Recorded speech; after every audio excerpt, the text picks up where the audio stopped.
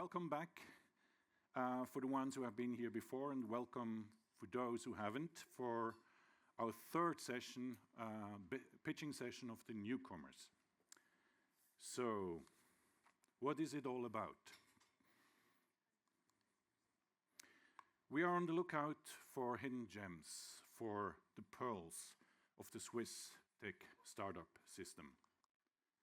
So let me just briefly introduce you to the journey we've been on and we are on. So we called out on all promising early stage tech startups, and more than 200 were responding.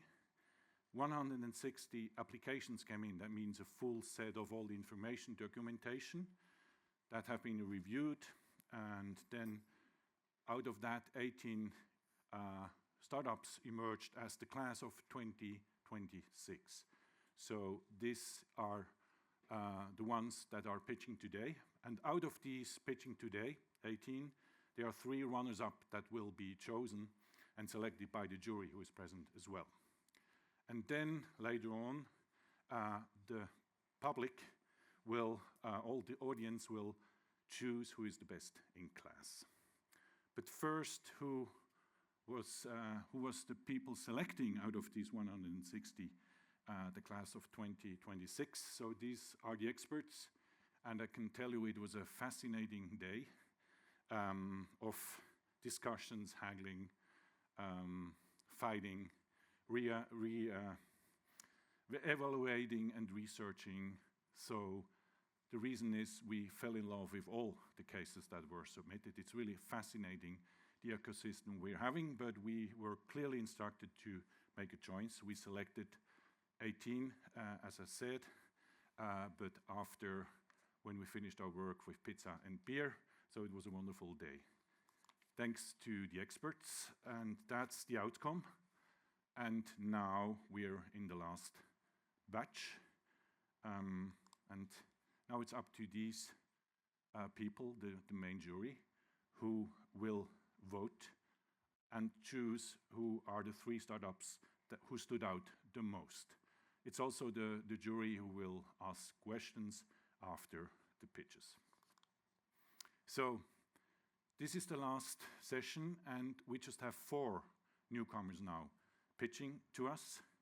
And then, quite special, after that, there's another format, that's Talentkick. There will be more pitching, but that has nothing to do with the newcomers. These are most likely the newcomers of 2027, 2028, hopefully. So, so you are, well, we are honored to have more pitches here, but just 4 of them are running for best in class.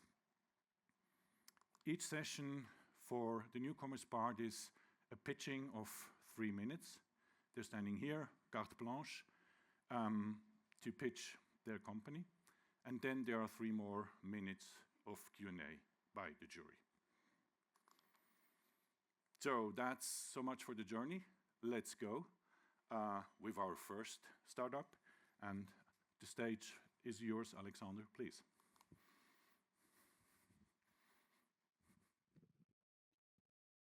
Testing. This year in Switzerland and in the Alps, we got only half of the snow that we got last year. Yet we got twice as many casualties in avalanches, 149 as of today. Global warming is real, and this is proof of it. And in fact, it goes even further. Globally, we have 100,000 people dying in natural and man-made disasters each year. That's the equivalent of deleting winter tour off of the face of the planet each year. Now, my name is Alexander. I'm the co-founder and CEO of Rarok, where we find people even when they're trying to hide using a device that we've devised. Globally, we have a lot of bright minds working on stopping climate change, but we're helping mitigate the negative effects of this. So, as a volunteer firefighter, I know that when something goes wrong, typically we search for people like we did 40 years ago. We look for them, we listen, and rescue dogs try to smell them. But every one of us already has a life-saving device in our pocket, on our wrist, on our head, even sometimes underneath our skin. We have developed a detector which turns these existing devices into rescue beacons, and it does not require any extra action or equipment or infrastructure. It simply leverages what we already emit. And we've been validating it together with rescuers. Namely, we've been in forest scenarios and deployments with them, in an urban scenario, in a school, and in an avalanche. The bottom line of these was that Rarok can mean the difference between life and death. And as of this week, we also have 2 contractual agreements for pilots, something that was a milestone for the summer for us, so we are making up quite good progress. Now, in the weeks to come, we are going to expand this rescue framework and start moving into defense as well, namely through Arma Suisse, EDF, and Diana. Rescue on its own is a 4-5 billion ARR potential for us, which is not enormous, but it's a market that tests out these devices in very challenging scenarios and pays for itself. If it works out there, then we can move into defense and security with longer procurement cycles. But first, our main priority for this year is saving our first life. Support us and be part of that journey.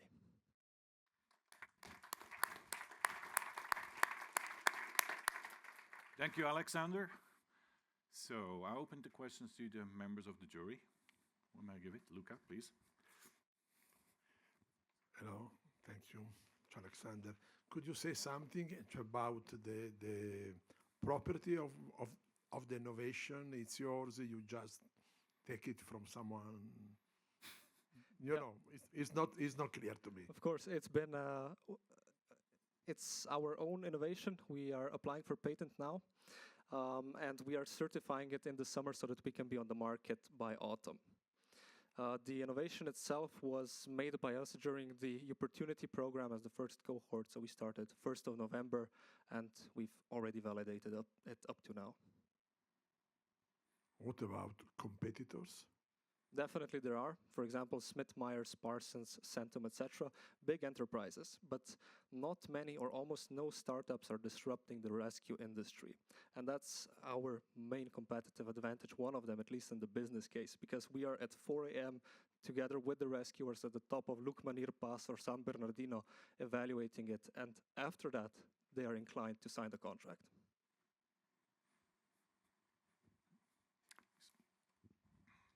Thank you, Alexander.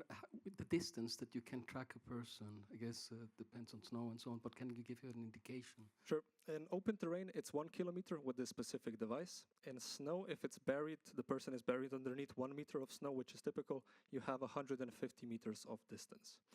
If it's an antenna array, so a larger system, which we will develop for helicopter deployments, that one can go up to 4 or 5 kilometers and 500 meters in snow. I bring it. Hi, thanks for the pitch. A device is agnostic. How about people who do not want to be found? How do you get consent? That's the beauty of it. We do not need it. We do only passive sensing with the current detector in my arms, so it has legal clearance. Instead of waiting for hours to get confirmation, you can deploy it within minutes and save those lives. That's different than what the police or the Rega typically do today, where they go down the path of identifying somebody through the mobile phone. Plus, we detect everything in addition to mobile phones.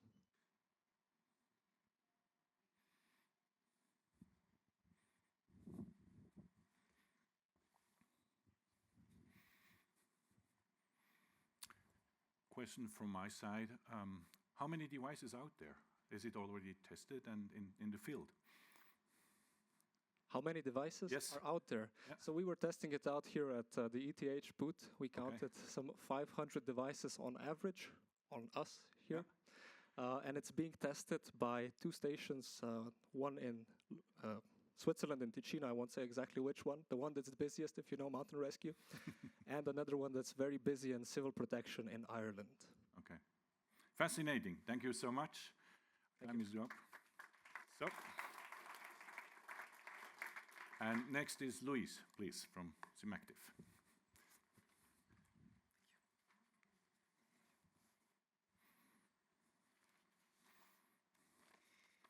In the next minutes, you will understand why the world needs a company that regenerates soil.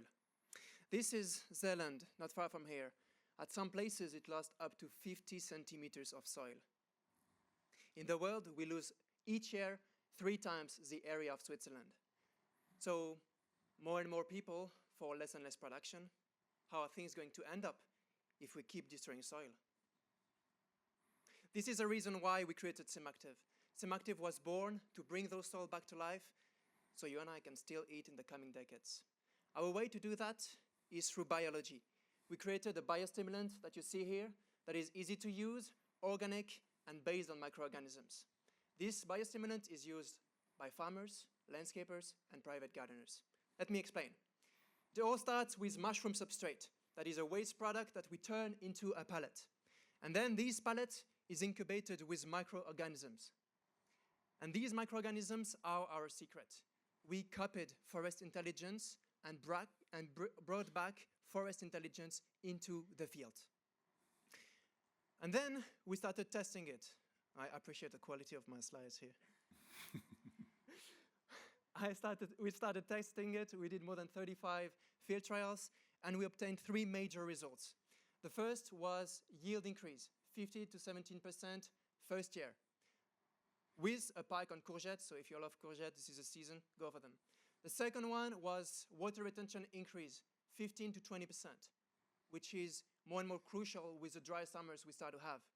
And the third one, which is the one I like most, disease decrease up to 50%. Can you imagine a world where we have 50% less pesticides?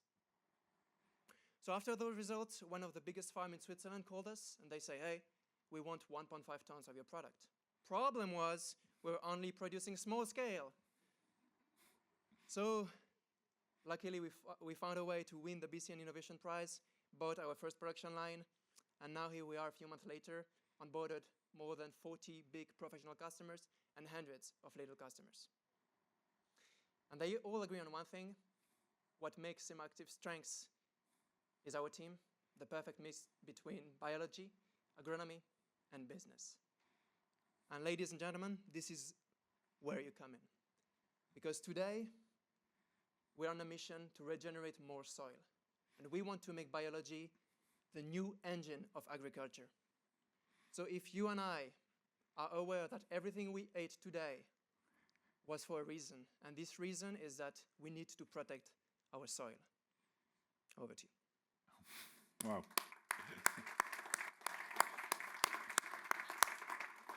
Thank you, Louis. What happened with my slides? Yes, I don't know. Didn't hold you. Any questions, please? Hi, thank you. How would you scale then further your company? Because you need to scale the production, you need to get the substrate and so on and so forth. Yeah, great question.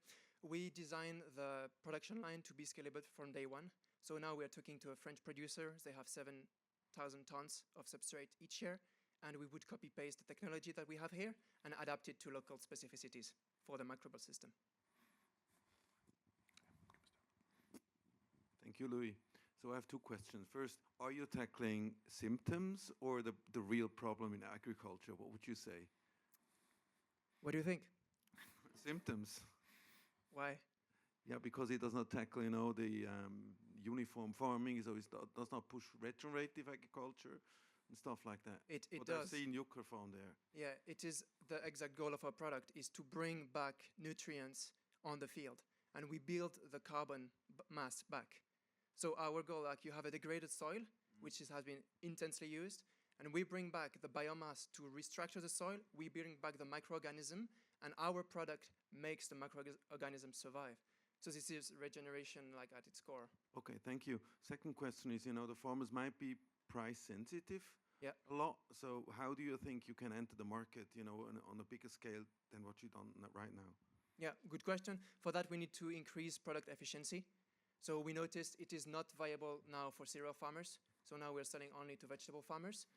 And we are working with cereals farmers to decrease the quantity per hectare. I mean, a French brand did it, and they are sort of coaching us on that, so I think we will manage. Louis, compliments on the presentation. The secret sauce of yours, how well is it protected? I mean, is that really kind of like locked in and for you and only you to exploit? Yeah, right now it's only protected by 4 walls, so we need to increase the protection here. But down the line, what is really important is to keep our trade secret. And it's not only like seeing what is there, it's also knowing the process, how much water, how much air there is in it, what is our microbial source, and all the things. So our plan is not to go for any patent, but is to keep it secret. Thank you. Two Simon? questions, if I may. Well done on the presentation, very fascinating. So first is, how many times do you need to apply this for the soil to kind of do it on its own? Do you already know that? Is it like 1 time or 5 years or 15 years dependencies and so forth? Plus, a biodynamic farmer once told me the real disaster is actually plowing, because each time you plow, you destroy precisely these microorganisms. So do you plan to change farming practice as well? First question, so it's once a year, 3 to 5 years. And second question, it's we're already doing it. So we have farmers on consulting. So after the product, we help them install regenerative practice so that they can benefit the most from the product. Thank you. Thank you very much, Luis. We're out of time. You caught the attention of the jury. Thank you. Fantastic presentation. And now I'm calling on Tastomics. I'm not sure if they're in the room, actually. I didn't see them yet. So we're going to go on lookout, and then we go further to the next case, which is Silvan. I've seen Silvan. Go ahead. Hello, everyone. My name is Silvan, and I'm co-founder of Thermal Transformer. The other co-founder, Eric, is in the room and will join me for the Q&A. Everyone talks about AI, but behind every AI tool sits a massive rack of computer servers that uses an enormous amount of electricity 24/7. Data center construction is booming. Alone, the top 4 hyperscalers are investing $500 billion in new infrastructure for 2026. Here's what not everybody talks about. Nearly 100% of the electricity that goes into a computer processor comes out as waste heat, making cooling the real problem of AI. Today in a data center, up to 30% of the electricity is used for cooling, making cooling the biggest lever to reduce electricity consumption, operational cost, and strain on the grid. Chillers also depend on compressors, which need high maintenance and costly redundancy. And they use refrigerants that are harmful to the environment. Imagine a chiller that uses a free, abundant source of energy with no electricity bill, that has low maintenance because there's no moving part, and uses water as a refrigerant. We from Thermal Transformer developed this machine. It's an absorption chiller that uses low-grade waste heat to run a cooling process that takes virtually no additional electricity. Taking advantage of the latest architecture of AI servers, we can use their waste heat to run our device to produce cooling, free cooling for the rest of the data center. And our chiller is amortized in less than 3 years. We are experienced teams of 3 co-founders from IBM Research and EPFL. We have first-hand market insight from our previous jobs, and we developed an innovative adsorber coating, which allows us to run our chiller at the low temperature produced by computer servers. Our solution is not only sustainable, but it's a highly scalable technology and a profitable business in a high-growth market.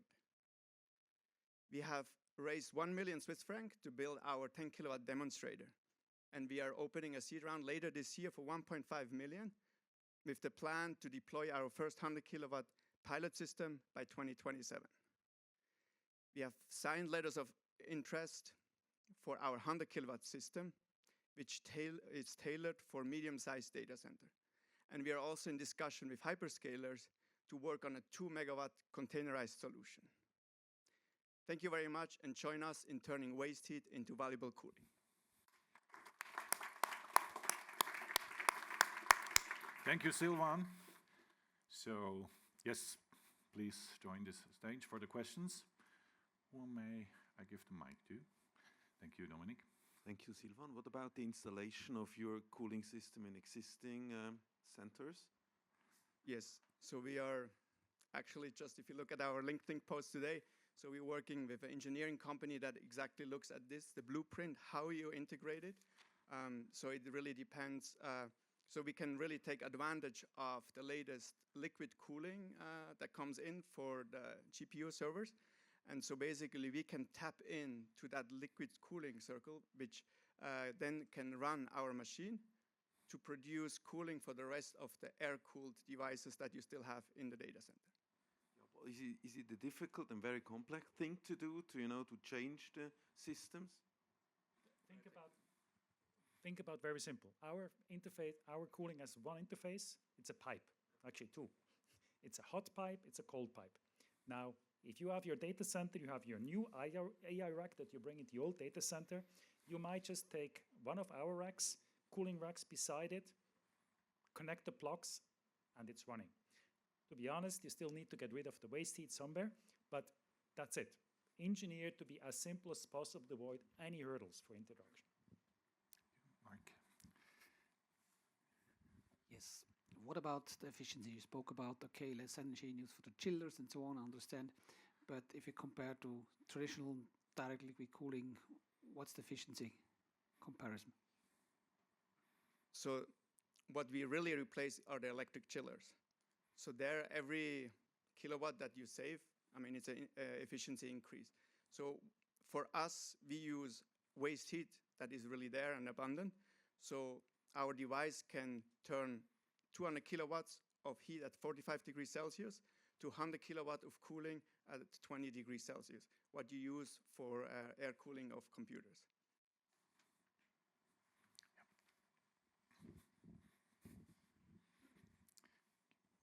Thank you very much. Fascinating again. How about the size? The one you showed was the 100 kilowatt model. Now you're scaling to 2 gigawatts. Is it 20 times bigger, or how do I imagine that? And what materials do you use? Where do you build this? So what you have seen was the prototype that was running on 10 kilowatts. So when we improve it now with the latest improvement we have, the size of the 100 kilowatt system will be pretty much that size. So it's 2 meters by 1 meter by 1 meter. Now, what we scale is basically we have in that machine, we have heat exchangers that we have to code. And for that demonstrator, we already scale this process. What you then do is basically make longer heat exchanger and stack them next together. That's why if you talk about 2 megawatt of cooling, it goes into a regular shipping container. The core component has been scaled. What needs to be done is all the environment to basically have the mass flows, which is an engineering task. I would like to come back to the question before, which to my view you didn't answer totally. So you're replacing more or less the energy use for the chiller by using directly the heat. How much is this from the whole process? Because in principle, the chiller itself is more or less the same, I assume. So if you talk about energy, electricity, it can be up to 30% of the whole data center. So that's what we are replacing. We are really taking away the electricity from cooling. So imagine if you have a data center, you are much more independent where you build it because you're not constrained so much by the grid. And you can, in an existing data center, you can put in more of the GPU servers for the same amount of electricity that you already used previously. Thank you so much. Final question from my part. All these data centers, or the biggest ones, are being built not in Europe, I'm afraid, but in United States or maybe Abu Dhabi or whatever. How are you going to bring thermal transformer there? So first, let's say the best place to actually build the technology is here. There is no technical challenge that the ecosystem here in 1-2 hours driving cannot be solved. Now to your point, scaling. Well, we first need to basically demonstrate to some good guys that, you know, it works. At the moderate case, you will not basically invest, you know, 100 million into a cooling system without having it tested first. So for that, we tested and validated first year. But then, yes, we are betting on you guys, actually, the big investors, the big partners that help us to go over there. Because let's face it, this is a big challenge. Have you done it? No. Will it be difficult? Yes. But we're looking forward to it. Good answer, thank you. Here, here, and fingers crossed. Again, Thermal Fisher, thank you so much. So this has been the last one of the newcomers. So, and I told that the experts fell in love with the cases, and I'm sure everybody was here say, I want to invest in those cases. So that's you were hoping for. But it was a wonderful class of 2026. The jury will afterwards at 3 o'clock reconvene to have the selection of the three of best of them, and I assure you it will be a difficult one. But now this is a full stop for newcomers, and as I already mentioned, we have a wonderful format called Talentkick, and we have the best person to talk about that and bring her class of 2026 to the stage, and that's Cecilia. Cecilia, over to you. Thank you very much. So it is my pleasure to be here today to tell you a bit more about Talentkick, but also to introduce to you some really promising startups coming out of our program. So it has been nice to see actually some alumni from the program pitching in the newcomer session, Louis from Simactive, also Implants, and hopefully the ones that you will see today will also be there next year among the newcomers. So Talentkick is an initiative from the Kick Foundation and a program, across universities, Swiss-wide entrepreneurial program for students and researchers. And our mission is to help them explore entrepreneurship during their studies.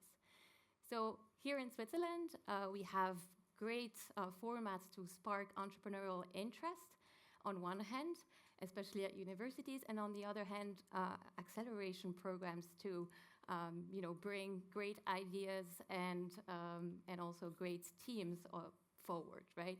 And we are here to bridge that gap. We are here to help them form strong teams, validate their ideas so they can actually benefit from this further support.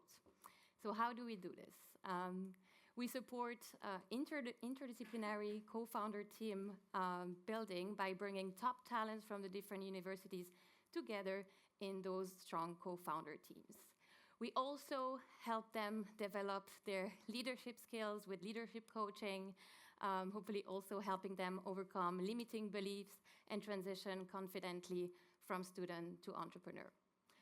We also help them connect with the wider ecosystem, help them secure their first supporters, and connect with the key people that are also probably in this room.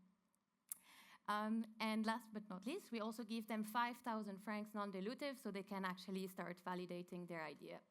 And after that, we continue supporting them in securing further funding, gaining more traction, and eventually being able to confidently choose the entrepreneurial career path after their studies. So today, the teams that I'm presenting to you are nearing the end of the program. One of them has recently finished it. They represent very well the kind of amazing talent and great innovation that's coming out of the Swiss startup ecosystem.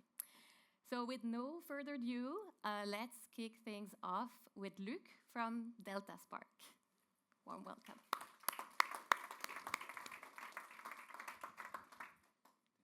And the mic is, oh, he's here. Thank you.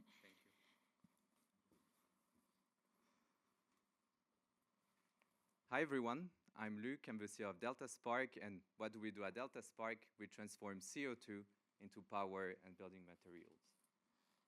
I guess we'll agree here that CO2 is a major environmental problem, but it's also becoming way more than that. It is becoming a major financial liabilities for industry. In fact, there is a carbon tax that's implemented across Europe, and since there is not any economical ways to remove CO2, it's becoming a financial strain. So at Delta Spark, we changed that because what we see in CO2, it is more than just a waste.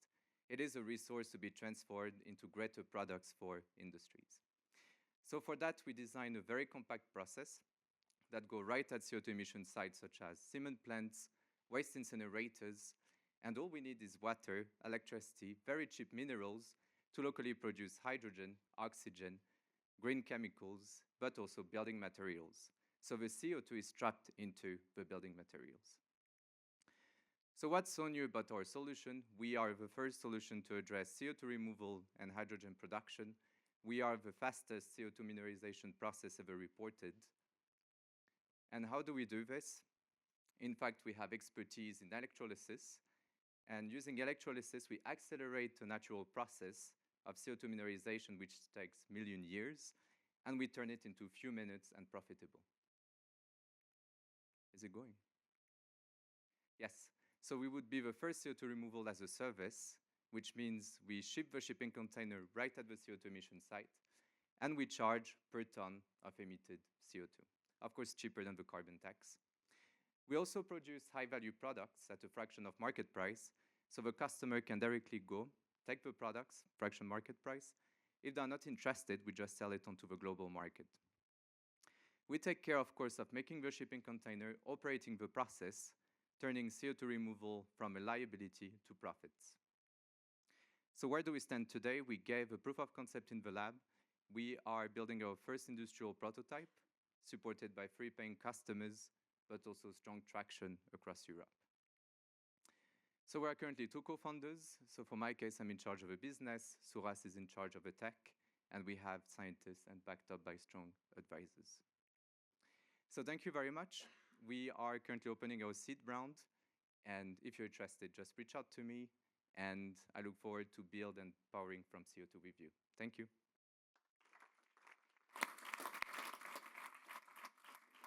Thank you very much, Luc. And now, next up, we have Jean-Sébastien from Alpha Nemo. If the slide will. Perfect. Thank you very much. Good afternoon. Maybe some of you have tried to have solar panels at home. Why not a wind turbine? It's hard to find a spot for it, right? Believe me or not, but power producers have exactly the same problem, albeit at a bigger scale. You need a place where the landscape is invaluable, where you can actually transport and build the turbine, and also that obviously has some wind. So how do we unlock more locations for power producers? The answer is by going higher. 99% of the wind is above 200 meters in altitude. So we are very restricted with current technologies. And power producers care really much about this because wind is the only renewable that's stronger in the winter exactly when we need it. For example, our partner in Wallenstadt really wants our system to work because they have no wind on the ground. It's the same in Zurich Canton. I pay 50% more for my electricity in the winter. It's not day and night anymore. The tariffs change summer and winter. So why, I also have some issues with the slides, but why can we unlock high altitude winds? Well, we're the first ones to have multiple kites at the same time, and that means we can harvest high altitude without having giant kites.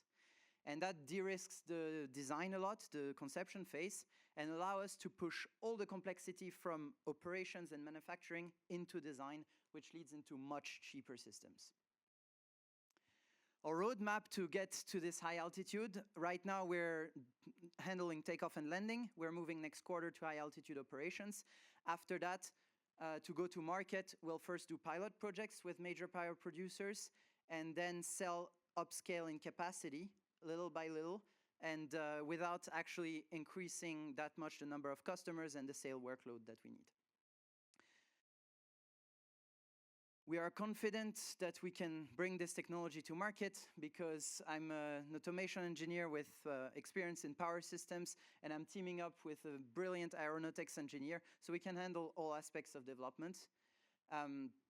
We already have contacts with power grids, and we are now looking for support and partners, both to unlock new test sites and new pilot projects, but also funding. So if any of you is an investor, it takes a lot of capital to revolutionize the wind energy sector.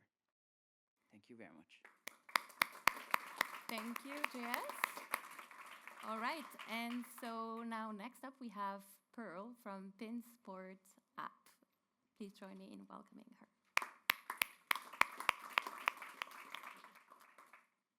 Hi everyone, my name is Pearl and I'm the founder of Pinsport app, and we are building the LinkedIn for sports. And by that we are actually solving the biggest problem for grassroots sports in Switzerland. This was my former team. We played in the second highest league. We went second place, great season, great team fit. And then when we planned actually for the new season, that's how it looked. 80% of the team was gone, players moved, coach left, and this is very normal. But finding new players nowadays is very fragmented, so we use Instagram, paid ads, WhatsApp, flyers, so it's very old school.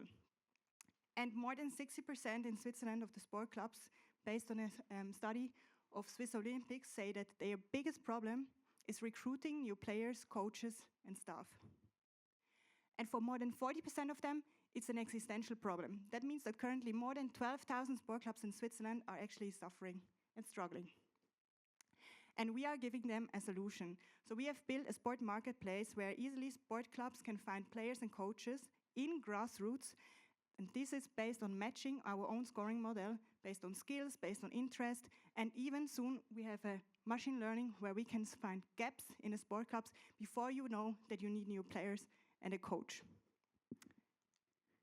And okay, shouldn't look like this, but what we have achieved so far already, we have more than 1,300 registered users, more than 100 sport clubs already use our platform, more than 50 open positions are already in place. We have first matching through our systems. We have professional players from the national team, from Liverpool, supporting us with their network, and they are our ambassadors.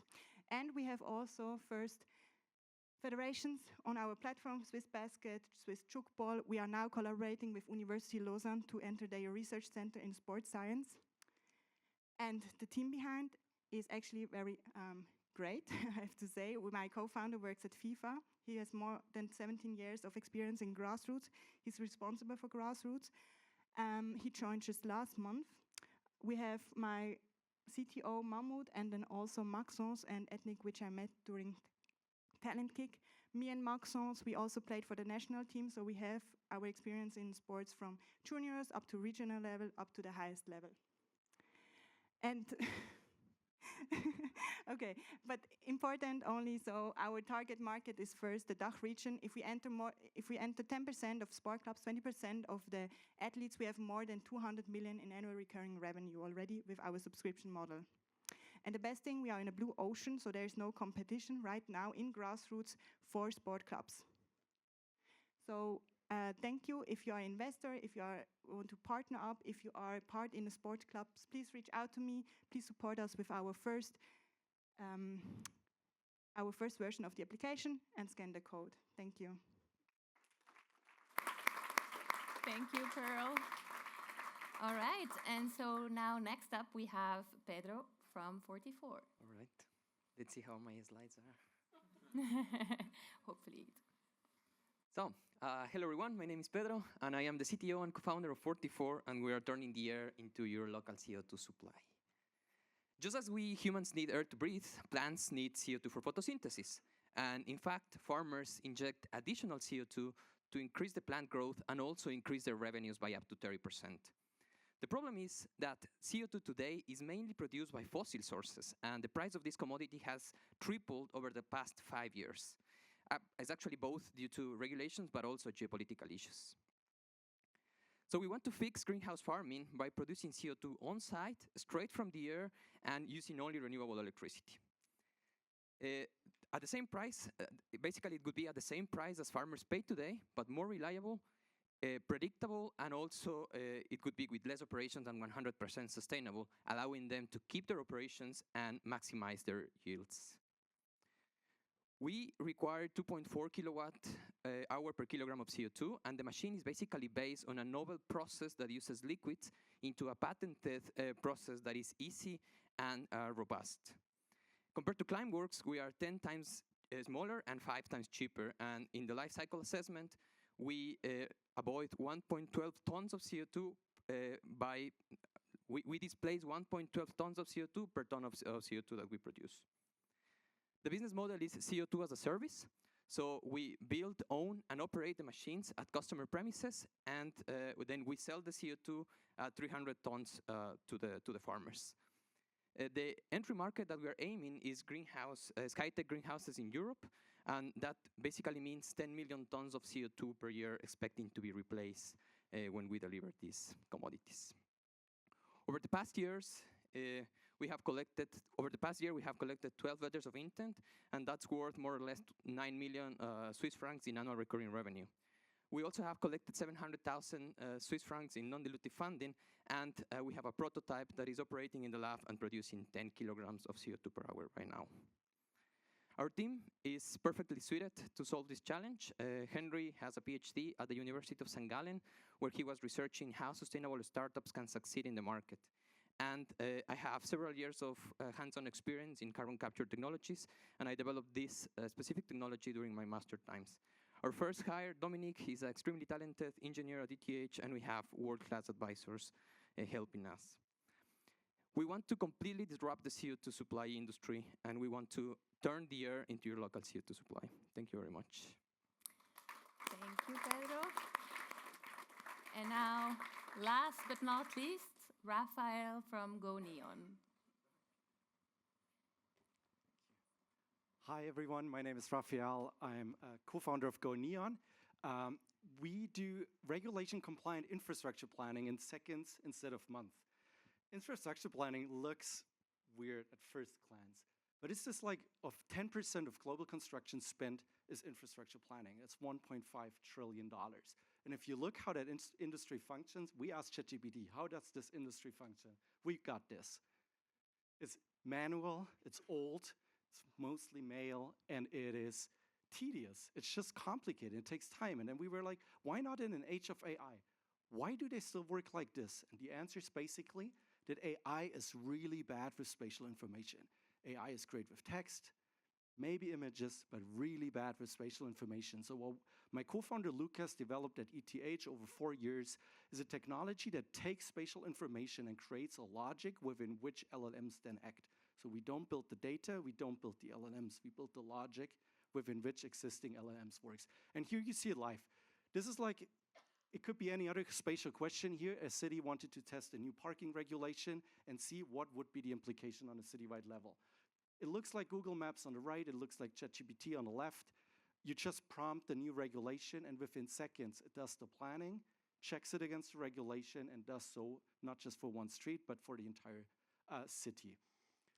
Our customers really love that they don't have to collect, structure, analyze data, but they simply get solutions pretty much instant. Right now, we focus on public space. That's just a domain we know really well.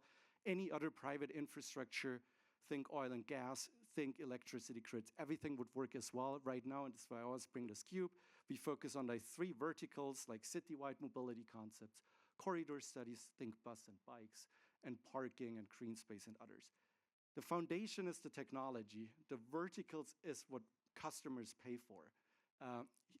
Me, like Lucas and I, the two on the left, we are the 2 founders. Actually, I wanted to bring Sven because I was still at the World Urban Forum until this morning in Azerbaijan, where we were one of 10 selected startups with the UN. Lucas has founded and exited an ETH spinoff before. I worked with global infrastructures around the world and really saw the pain of having engineers sit down, being paid by the hour, and not delivering results. Here you see our team when we went live at Smart City Expo in November, where we basically had an offering out there. We said, in a week, we solve any spatial question for like $2,000. And we had been so busy that our new website just went up, I think last week, because after this, we were just busy building. And this is basically what we are asking now. It works very well bootstrapped that we build use cases if someone asks for it. But what we really want to do is mass produce use cases to train our agents that eventually customers can build their own use cases. So for us, it doesn't really make sense to raise anything in between like 1 and 3, because it would be too little to really mass produce use cases, but too much that customers will no longer, pay for us for the development. And in the end, we say no one cares about planning, the tedious task of sitting down. People care about those results. We deliver them with our agentic system in seconds instead of months. Thank you. Well done. Thank you so much, Raphael. And well, that's a wrap for the Talentkick teams. Thank you so much for the teams who pitched, and also thank you for your attention. And if you want to learn also more about Talentkick or our teams, feel free to find us also at the Kick Foundation booth near the main stage. Thank you so much, and have a great rest of the day.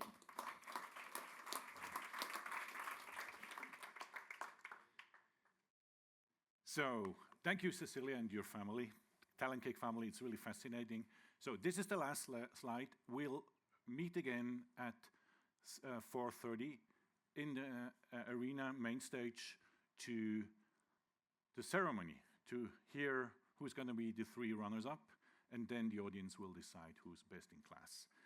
Again, thanks you to the audience. Thanks to my colleague jury members. You're going to stay here. We have a duty, and then the others see you around. And of course, thanks to the newcomers.